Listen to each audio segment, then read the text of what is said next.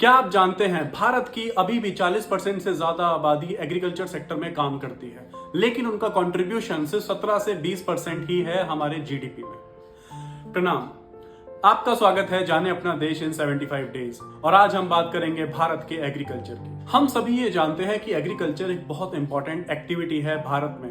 ज्यादातर लोग किसानी करते हैं, उससे निकलने वाले बहुत सारे प्रोडक्ट मैन्युफैक्चरिंग इंडस्ट्रीज में रॉ मटेरियल का काम करते हैं। इंडिया में बहुत ज्यादा प्लेन लैंड और फर्टाइल लैंड होने की वजह से यहाँ पर एग्रीकल्चर बहुत अच्छा होता है, क्योंकि यहाँ पर मौसम की बहुत ज्यादा डाइवर्सिटी है और अलग अलग टाइप की सॉइल्स अवेलेबल हैं। इसीलिए हम कई अलग अलग टाइप की क्रॉप्स उगा सकते हैं। भारत दुनिया में सबसे ज्यादा दूध, दाल और जूट प्रोड्यूस करता है और दुनिया में दूसरे नंबर पे सबसे ज्यादा गेहूं, चावल, कॉफी, मूंगफली, सब्जी, फल और कॉटन। पर इंडियन फार्मर्स को बहुत सारी डिफिकल्टीज का सामना करना पड़ता है। ज्यादातर इंडियन फार्मर्स अभी भी मॉनसून पर डिपेंडेंट है, क्योंकि बहुत सारी जगहों पर इरिगेशन फैसिलिटीज अभी भी प्रॉपरली नहीं है।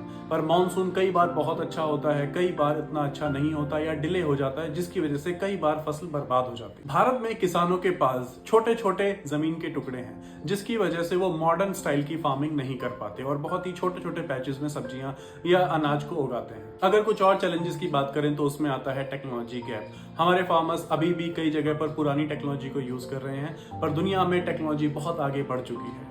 दूसरा, मार्केट का एक्सेस। कई सारे फार्मर्स की फसल खेत में रखे रखे बर्बाद हो जाती है और मार्केट तक नहीं पहुंच पाती। और एक और सबसे बड़ी दिक्कत है क्लाइमेट चेंज।